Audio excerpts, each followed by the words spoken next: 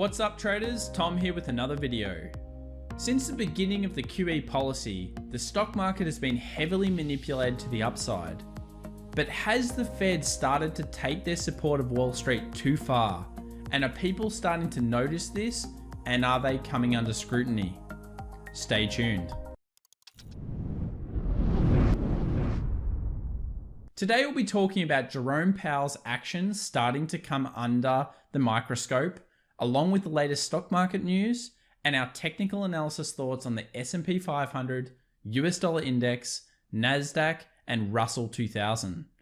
We'll also be taking a look at gold, and we'll be diving into some of the smaller timeframe charts and talking about the trading ranges that we've been seeing. Remember, trading is very different from investing, and it's important to have possibly both when it comes to your money and management over the longer term. It provides more opportunity and a greater ability to have more flexibility in different instruments. So this one should be good. Remember to subscribe, hit that bell, and of course smash that like button if you enjoy this video.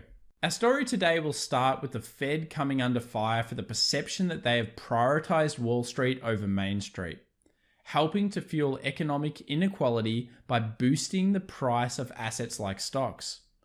This will become as no surprise to anyone that's been trading the stock markets or investing in the stock markets over the last couple of months.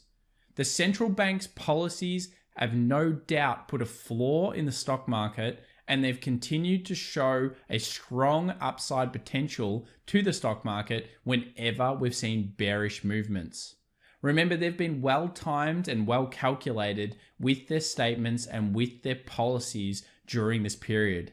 But is that now starting to come under scrutiny? I definitely think so, and I think that will be the story of the next 6 to 12 months. I believe we're in some form of kangaroo market, where basically the stock market will possibly go to even new all-time highs over the next 6 to 12 months, but we'll see large trading ranges on the way up, with bearish and bullish action, and in fact better trading action over that period of time. So the Fed has been accused that the central bank has been bailing out big companies, and this accusation has been around ever since the dawn of QE. I don't think it's even a question that any of these policies really help large companies, and I believe that big companies will make more money than ever before over the next decade, purely because they will employ less people and they'll be able to, let's say, cut the fat. I've been speaking to even medium-sized businesses over this crisis, and many of them have just realized that they had more employees than they needed, and they'll be running a more streamlined system moving forward, which means more profits for them.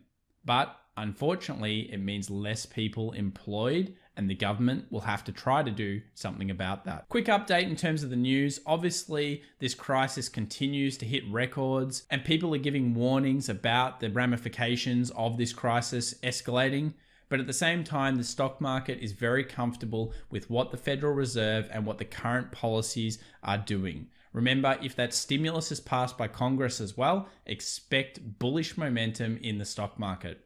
For now, we're in a large trading range though. I've even seen that there's now a study that warns of a possible new virus from pigs. So if that's true, things could get very scary over the next decade.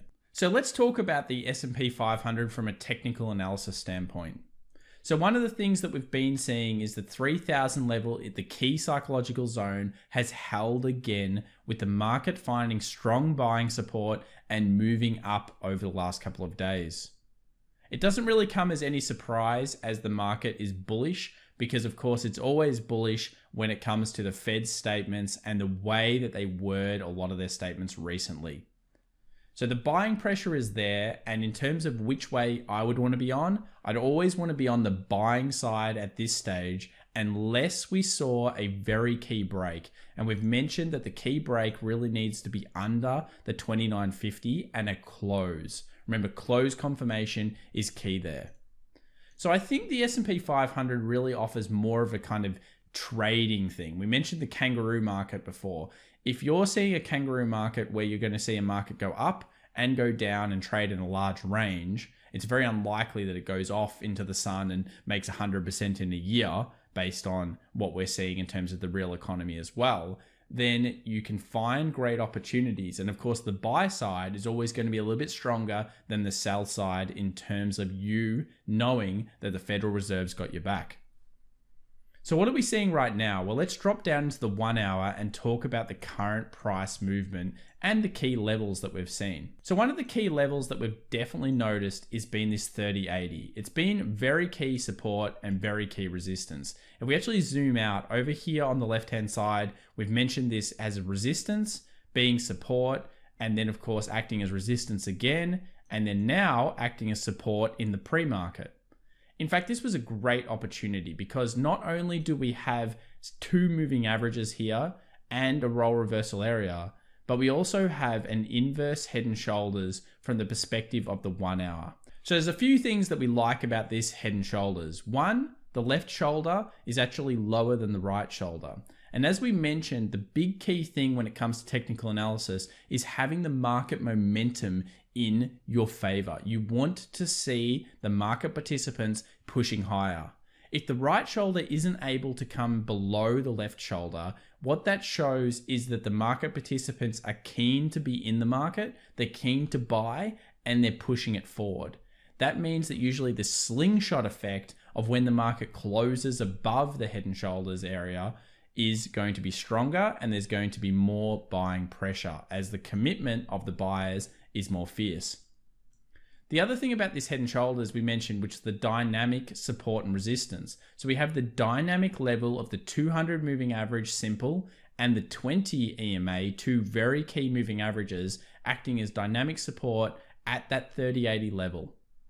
If we take a bit of a distance of what we expect from this head and shoulders, we usually expect it to go from the head to the neckline. Now, depending on where you want to draw that neckline, it can be, of course, the angled neckline, or it can be this horizontal one. I'll go with the horizontal because it's cleaner and easier to see. But there's a key point here that I want to bring out. Whenever you see a pattern showing you a point of take profit at the next resistance or support level, the key one, that's always a really strong sign. So here we have the take profit level being around that 3160, 3155 area. That's a zone that we've seen previous resistance at, and we would expect profit taking to happen at that time. Obviously, this is all statistics and it's all theoreticals, but that's the kind of thing that you want to see when it comes to technical analysis. We want to see take profits and stop losses that make sense. Another thing I want to mention is, remember we talk about in this channel all the time how the market likes to gravitate to key resistance and key support levels ahead of economic news. So theoretically, there could be strong buying pressure tonight. Let's just say that happened and the market pushed up to this zone. Now, if you then saw a very strong unemployment figure come out with the non-farms, then all of a sudden it would break that level and then would gravitate to the next level up here at the 3250. So very key kind of thought processes, and that's what we want to see. We always want to see the market gravitating to key zones ahead of news. It means it's acting more technically, actually. What are we seeing on the other pairs? Well, we're seeing again that the dollar index is unable to break that key level. Dollar index had a go last night. We can see here on the 4 hour, if we take that across, notice how it tried to close above that 97.60 zone. Been mentioning 97.50, 97.60 on this channel quite a lot, and it failed again last night, and it shows you the importance of confirmation.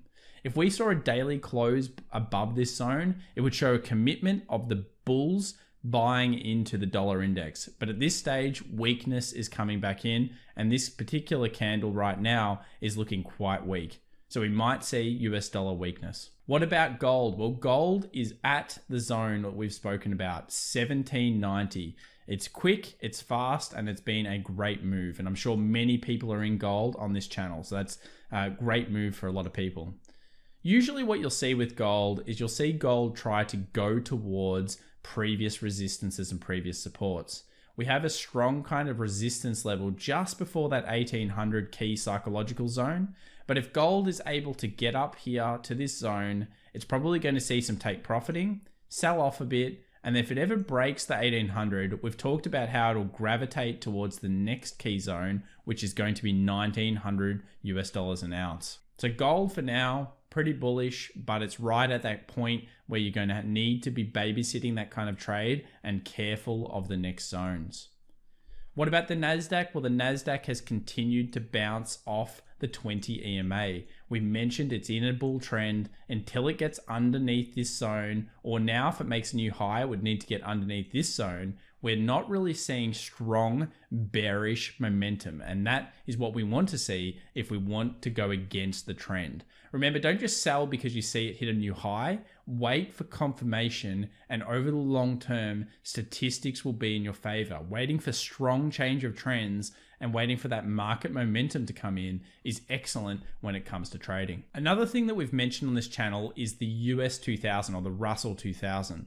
The reason we mention this is it's probably a better short tool if you're looking at shorting the index on key psychological level breaks like the 2950 on the S&P 500. If that was to occur, we have this really nice trend line going on here on the US 2000. In fact, this trend line has held now quite a few times. Big bullish hammer here, very, very nice. Big bullish momentum here. And while it's been weakening recently, until it gets under this trend line and probably the key level here of around 1360, we wouldn't be seeing much bearish action. Notice how this horizontal holds up at the same time as the trend line, creates a very strong bullish kind of level to be picked up off. And that's what has happened in recent days on the market. If it fails this level though, it's a key sell signal for the bears. And that's be something that I'd set alerts for and at least recognize it if it ever came up. You can set an alert, come back in a few weeks, and if you get that alert, you can say, oh wow, let's see if it's still in play and if it's still a key level. So Sweden's currency has seen the biggest rally in about a decade. In fact, most safe havens have seen huge rallies in them, and that's including gold, which we've seen break out and show considerable strength over the last couple of weeks. Basically, we are seeing a point where some people are incredibly concerned about what's happening, and there's still a lot of money on the sidelines. We saw investors are still selling at key zones, they're still investing at key dips, and I expect this kangaroo market style event to occur and to continue as we see unemployment figures, as we see other economic news, and more importantly, we see more company fundamentals come out over the next couple of months. If you've enjoyed this video, please remember to subscribe, hit that bell, and of course, comment down below with which trading instruments you're preferring at the moment in the markets. Happy trading, everybody, and we'll see you in the next video.